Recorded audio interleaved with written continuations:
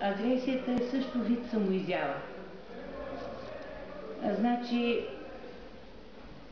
всеки човек мечтае да бъде забелязан по някакъв начин.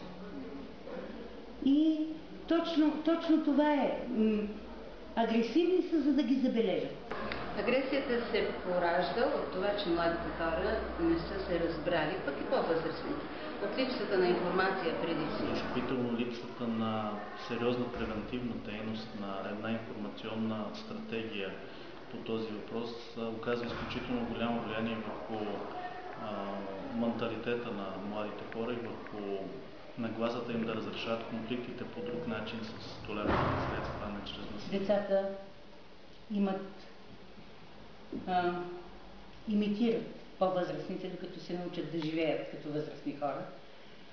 И просто добрите примери им липсват. Но агресивността във всички случаи се поражда от това, което най-напред децата виждат в семейството. За съжаление, тези отношения са определящи. Не без значение е това, че този тежък преход, особено за нашата страна, който вече 20 години е на лице, води до това, до липса на ценностна система.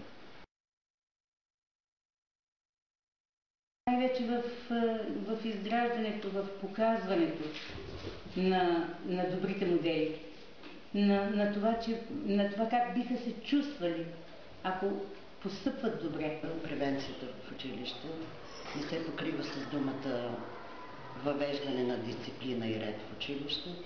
Тук става въпрос за една помощ към младите хора. Ролята на училището, според мен, е да се намери някакъв начин да се намаляват паралелките, за да се обръща по-голямо внимание на всяко дете и да се изграждат още от първи клас, още от предучилищна възраст, още от детската градина добри модели във вид на театър или ще ги Значи ние трябва да търсим тая триада, това съчетание от училище, от родителска общност и от институции, имащи отношение към. Липсата на синхрон води до все по-нарастващата агресия. За това, защото нито една от тези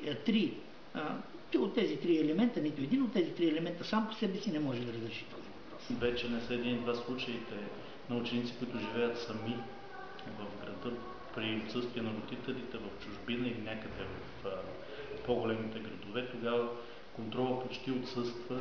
Мисля си, че е крайно време да престанем да възлагаме особено големи надежди на училището и така да акцентираме върху това, че не е само образователно средище, а и възпитателно, което е така. Факт. Не можем да го отречем. Във всички случаи обаче в училище се събират много хора с различни характери и интереси, а вкъщи децата са 1, 2, 3 максимум. Родителите ги познават по-добре. Тоест възможностите да се въздейства в такива случаи за обуздаване на агресивността и въобще за предотвратяване на прояви в такава посока в семейството са много. А училището безспорно има голяма роля, затова е и институция възпитаваща, освен обучаваща. Макар че последните години позабравихме за възпитаващата функция на училището, като институция, училището първо трябва да създаде такъв ред, такава организация на учебен процес, с която да не предполага възникването на конфликти.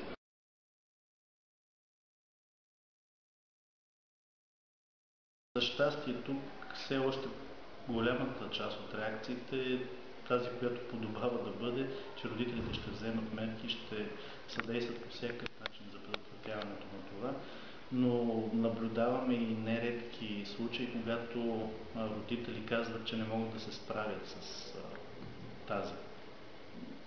с това поведение на децата, че те са такива, че никой не може да се разбере или никой не може да помогне в тази ситуация, което и на нас ни върза до голяма степен ръцете. Твърде често, да не кажа в 80% от случаите, родителите са изненадани, че нашето дете не е способно на такова нещо, това е недопустимо да се случи. И аз бих казал, че ние сме едно от малкото училища щастливци в тази посока. Защо? Защото ние имаме изградено пълно видеонаблюдение, както в коридорите, в класните стаи, в прилежащите територии, в дворните пространства на училището. И тогава, когато се случи и се наложи да се доказваме и пуснеме записа, те родителите са шърдисани. И в тази посока аз искам да кажа едно. Децата в семействата, вкъщи са едни, навън са съвсем различни. Има и една по-малка част така от родителите, които откровено негативно се отнасят към училището. Може би тая деградация на институциите в България или липсата на доверие в отделните институции повлиява или рефлектира върху училището и родителите смятат, че едва ли не учителите, учениците са виновни за това, че техните деца са проявили някаква форма на насилие, отказват да съдействат, дори откровено агресивно реагират при една такава информация.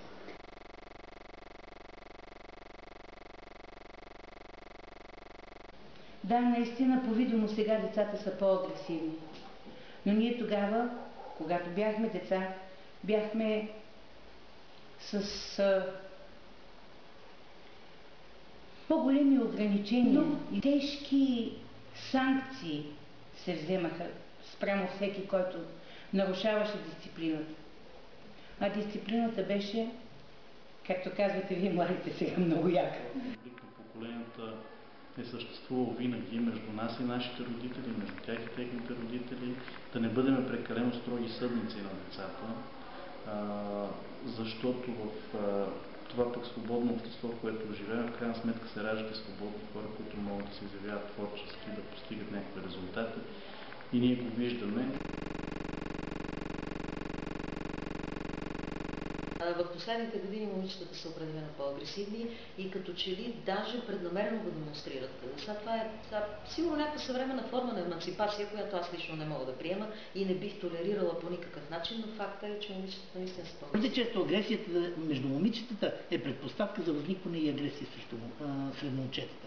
А пък за голямо съжаление сме свидетели, че в последно време липсата на това джентълменство, на това възпитание, на ценностната система доведе до това, че все повече сме свидетели на агресия между половете. Момчетата оказват все по-често агресия и върху момичетата. За голямо съжаление, разбира се. При момчетата почти отсъства формата на психически тормоз или на нещо такова, ако има в по-малка степен, докато момичетата не толкова чрез насилие, макар че и това не е изключено, повече с заплахи, с обиди, с изолиране на дадени тяхни съученици. Мисля, че ние жените можем да изиграем много голяма роля в умиротворяването на цялата тая работа, само